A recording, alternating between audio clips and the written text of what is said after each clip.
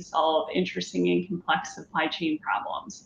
And here we are in Q2 of 2025, and shippers are still experiencing more of the same. Business as usual, which means a lot of complexity, a lot of disruption, a lot of uncertainty.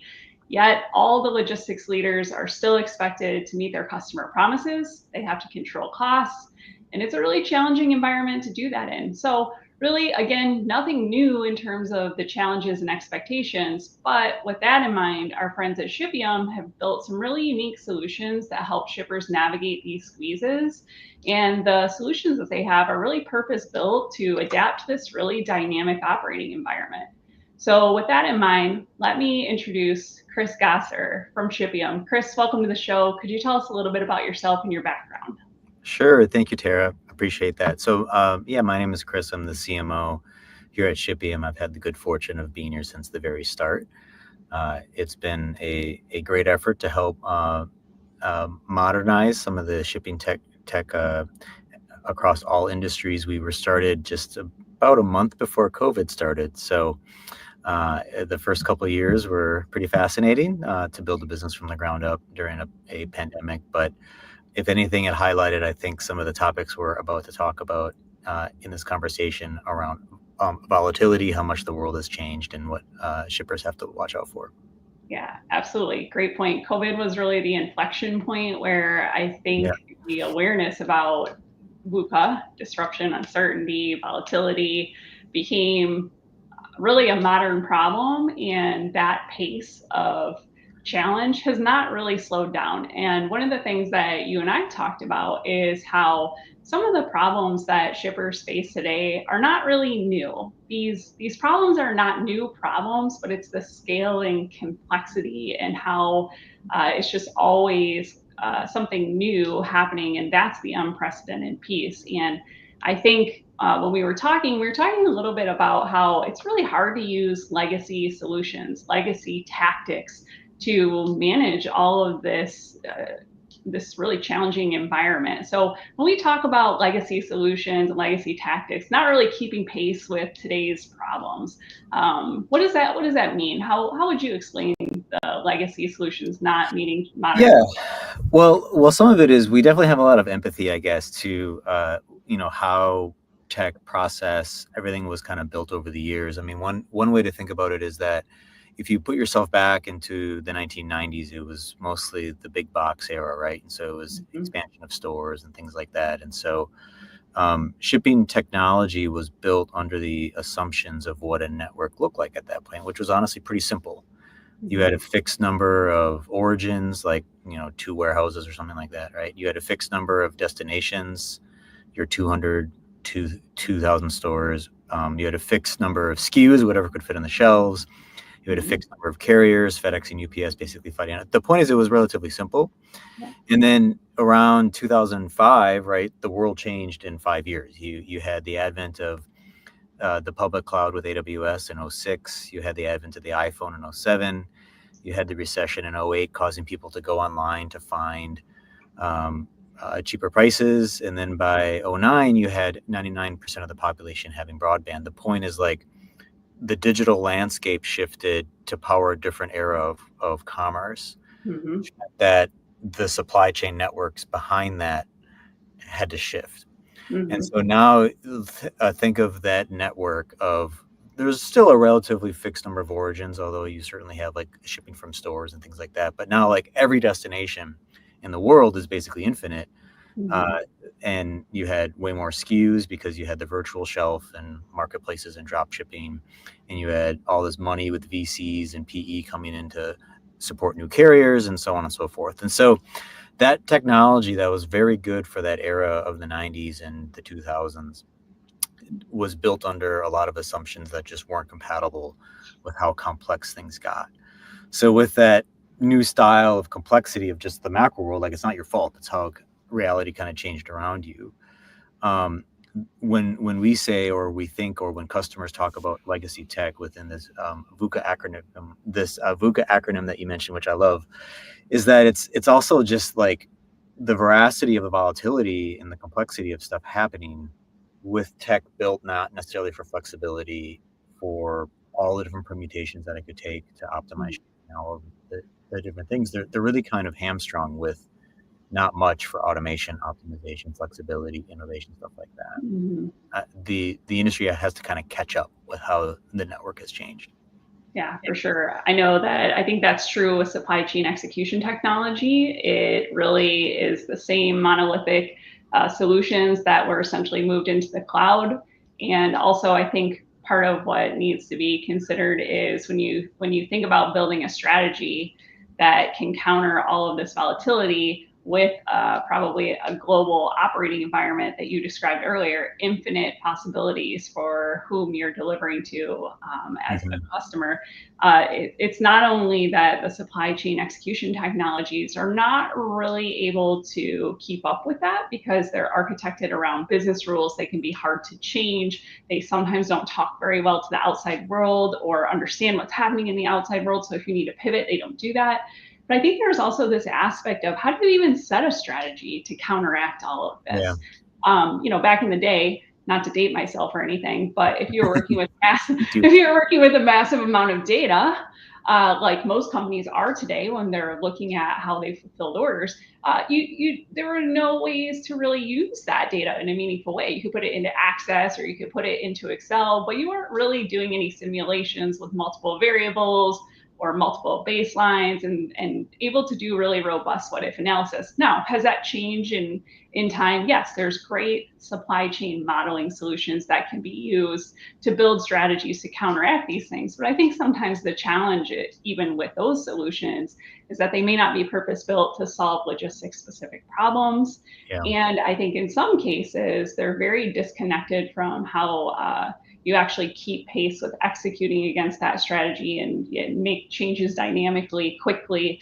So you can have a quick pivot in real time, depending on what's happening again in the world out around you. And so when we talk about building strategies that are data driven and based on sophisticated multi-criteria analysis, I think Shipium can do some cool things in that arena as well, using more cutting edge technology. Of course, when we say cutting edge technology, everybody's going to think of AI and ML and all that good stuff. So can you talk Sure. a little bit about how companies can build those strategies using today's modern tools? Yeah, I think the most compelling modern point that you said that I'll use as a bridge. It sounds so like weird in 2025 to say this, but it's that with the utility of cloud tech now in terms of a product model, like the deployment of the actual technology Mhm. in a cloud-based environment, what that means, like it meant a lot in 2010, but in 2025 and our industry that's kind of catching up in that regard, what it means is that you can now do something like the same system that's managing shipping execution can also be the system that's managing data aggregation, data synthesis, the data models, and then whatever front ends you might have on that in terms of analytics and simulation and whatever the case may be. The Mhm. reason why this is relevant is that you go through just the punch list of what cloud tech has brought to other industries, and now it's evident here.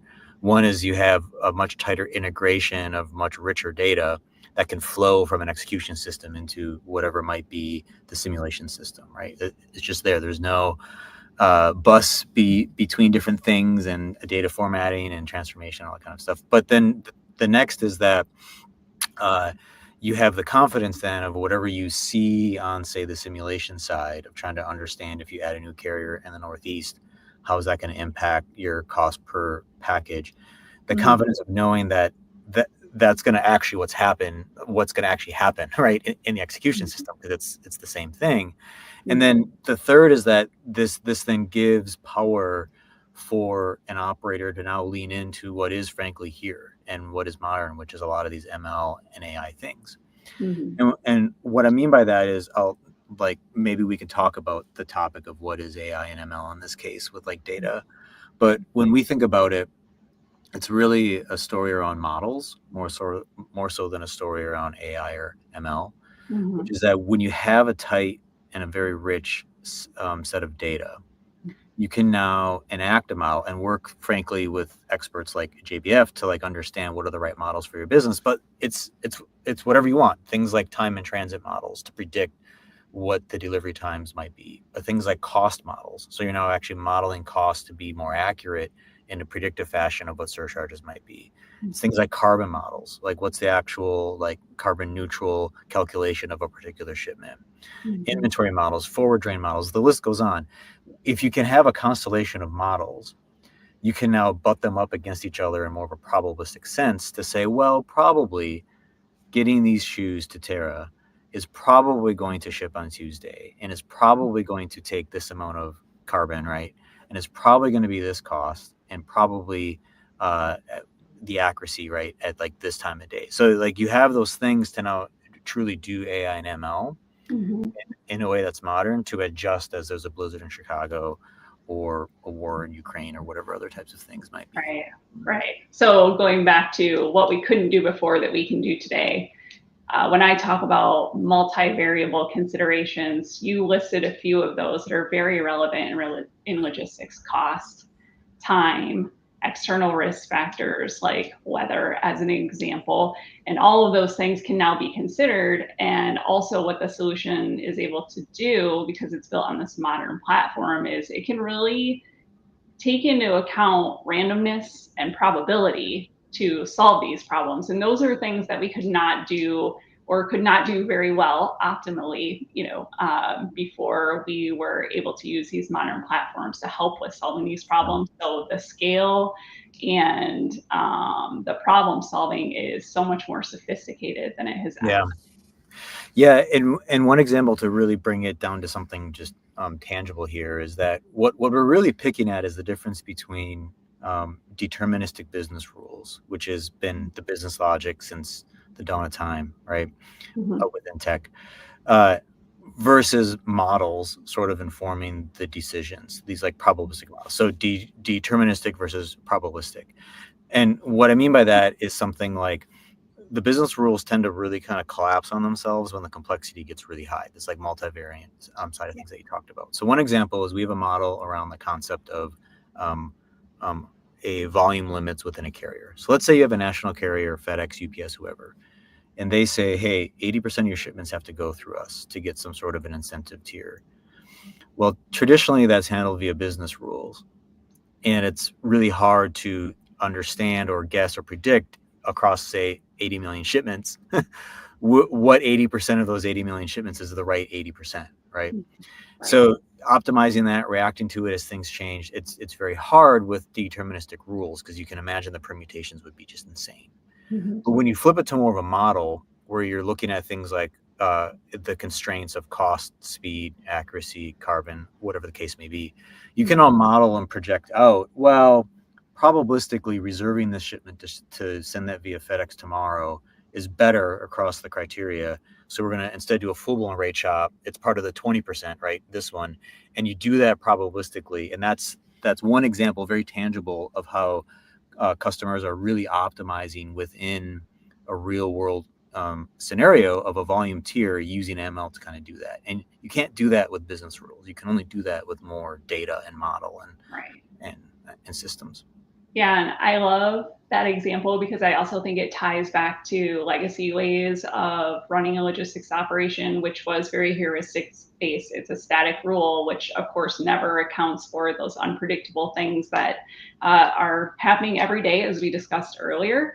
And I also think it's really interesting to tie into the concept of AI versus ML and how those produce different outcomes. Earlier, you said, oh, maybe we should touch on AI and ML. And I'll give a non-technical example as kind of a layperson here. My AI example is that we've got this smart home system in our house, and it runs our thermostat to control the temperature, and it can run lights on a schedule, but it's based on really these various inputs and rules that we have in our smart home system. But if I were to equate that to an ML example that's very similar, eventually, based on me fiddling with the thermostat, based on how cold I am at any given time, my house would not rely on the rules that I've set up any longer. It would just learn my preferences based on things that it's aware of happening in my home, and it would start to really tweak how my home is run on my behalf. And that's because AI is like the brain with its current learning, and ML is the ability to expand your knowledge and learn over time to drive these iterative improvements. And so when I think about also your solution, I think it's really important to kind of dive into that ML concept a little bit, because I think what's happening is the data is being used to learn and drive incremental performance outcomes over time. Again, it's not using this static set of inputs and rules. It can start there, but eventually it's using data to evolve its understanding over time to continuously optimize, because execution and simulation are one solution. So not only is it taking into account those external risk factors, it could be unrest, it could be weather. We all know the risk factors that impact logistics. Those are certainly considered, but I think it's just also looking at how the network is changing over time and using those external risk factors to, again, predict. And so the machine is essentially getting smarter without a human intervention. Yep. And this is a really pragmatic example of a legacy versus modern tech. There was a question that was asked about things like the delivery times of shipping and how the fulfillment, like what's happening in the warehouse, might impact that. So say FedEx picks up at 5 p.m. versus UPS picks up at 3 p.m. and how that impacts the concept of really fine-grained accuracies and things like that. Mm-hmm. The interesting through line within the last minute is that when you look at how things change, which can be massive, the Suez Canal, or you're opening a new warehouse on the West Coast, massive things, or really small, which is that FedEx is saying, hey, we're now going to pick up at 3 p.m. instead of 4 p.m. at this warehouse. How do you change that condition, that simple property within your network? Mm-hmm. The legacy systems having to react to that and allow those kinds of changes. You have to file an IT service order. It's not a very low code or no code scenario, so on and so forth. Like, you can do it, but it's hard. And it's so weird in 2025 to talk about that, but that's the reality. Modern systems, cloud systems, et cetera, like you can just make that change in a matter of a minute. Yeah. And it propagates across the entire network, and it also propagates down to the models, right? So like the time and transit model that we use, it has all these different layers in it.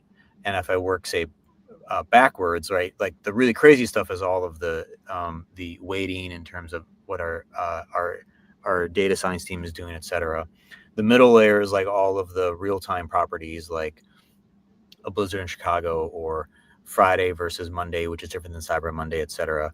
But then like the core of it is your actual shipping operations and like when a warehouse can actually do fulfillment, how long it takes to do the fulfillment in that warehouse, when carriers pick up, the concept of package level detail and how that impacts, what carrier is probably going to be the one that's going to use it, like all those different properties that matter. All that's the stuff that goes into how a model actually reacts in real time, aka automation, to then inform the smartest decision that has to happen at that exact moment in time to make sure that it's the most optimized. Yeah. Dynamic, predictive, easy to use, in the sense that it can take the burden off of humans, which requires effort, skills, time, right? Yeah. And I think that's the other, just to kind of wrap up with the idea of modern solutions maybe being a better, easier fit to solve these really complex problems compared to what we would have had at our disposal in the past. I would say that it probably eases labor burden, easier time to value, and able to solve very, very complex problems in a dynamic, real world, cognizant way. And again, those are things that companies have always struggled with. I think many companies continue to struggle with those challenges, and using, again, modern solutions that are purpose built to solve logistics problems, those things can be overcome. Things can be overcome. Yeah. And the customer story we were talking about prior, that is such a good fit for this. That's sort of maybe the best kind of capstone on the topic.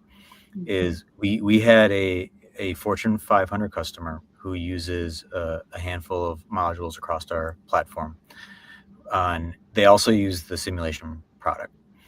And what was really fascinating is that in Q1, this customer did 39 simulations, which seems weird to talk about, but if you talk to even like, say, Gartner, we're very close with our friends at Gartner and them giving us feedback.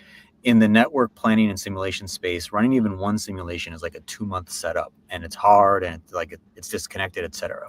Well, because it's all the same system, all the data is there, all the properties there, they made all these different tweaks from just small little things, right? Like say a pickup window, but also larger business rules that they were thinking of, like exclude this carrier in the zone. And then really big things like they're starting to think about turning on how to ship from store. So they're adding origins and like running data through and stuff like that. The ability to run 39 simulations in a quarter, take a subset of them of like, oh, the impact here is actually really positive in terms of cost or whatever, and then very easily just transfer that to the execution system. Say, great, let's implement that and go.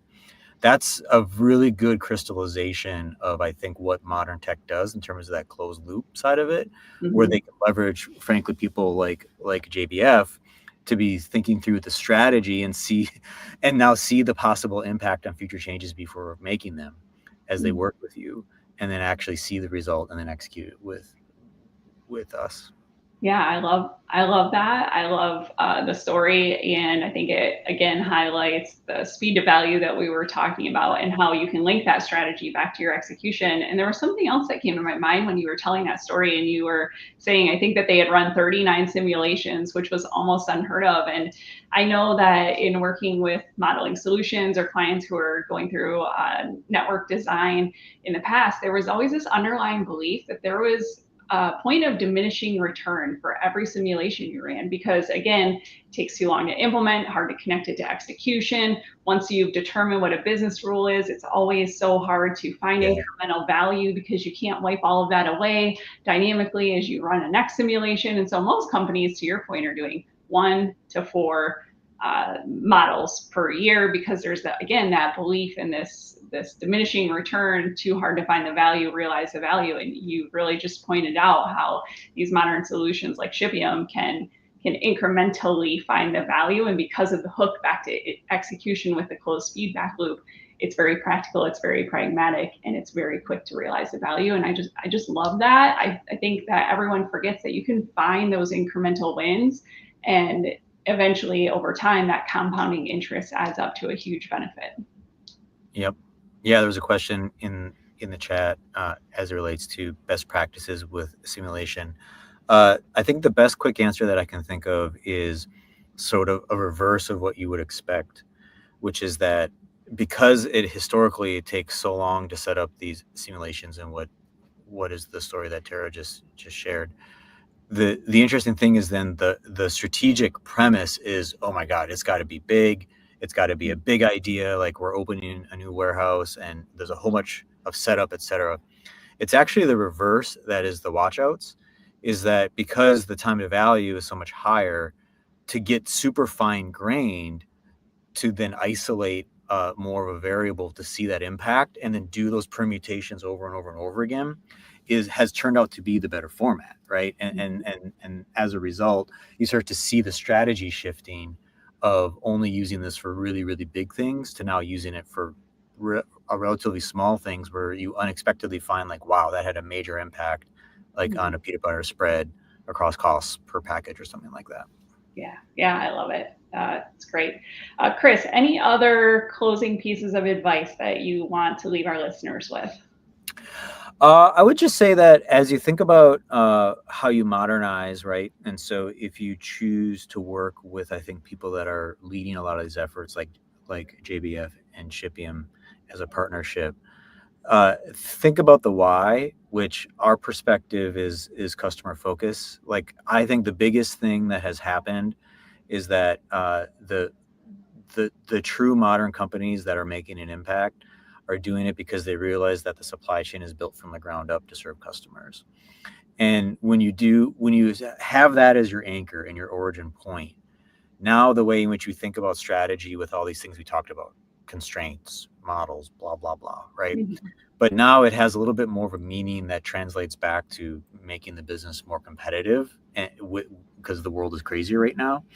And that like loop of like how you figure out how you're going to help customers, and that makes you more competitive, that then flows into better optimizations and automations that reduces costs, which then gives you more money to figure out how you can compete for more customers, which then gives more money back to optimizations and automations, right? That kind of feedback loop or flywheel, so to speak, has been the operating model that has really popped within the last 2 years with our customer base. And so I would just encourage you to look at, like, you can start anywhere, and wherever you start, you're going to start on this journey then that is this flywheel, and it's going to help everything in the business. Yeah, a lot of companies talk about building a competitive advantage through their supply chain competency, but I think you're saying it can be reality. This is not an aspirational, it is an aspirational concept, but it's not an academic concept. It's very achievable, and start with the customer in the forefront and then use modern tools to help you execute against that. Yep. Love it. Love it. Well, Kris, thank you so much for your time today. It's always a pleasure talking to you and the folks at Shipium. We love what you're doing over there. For all the folks listening, we will invite you to connect with Kris and I on LinkedIn, connect with JVF and Shipium on LinkedIn. We'd love to hear from you. Thanks again, Kris. Good to Awesome. talk. Thanks everyone.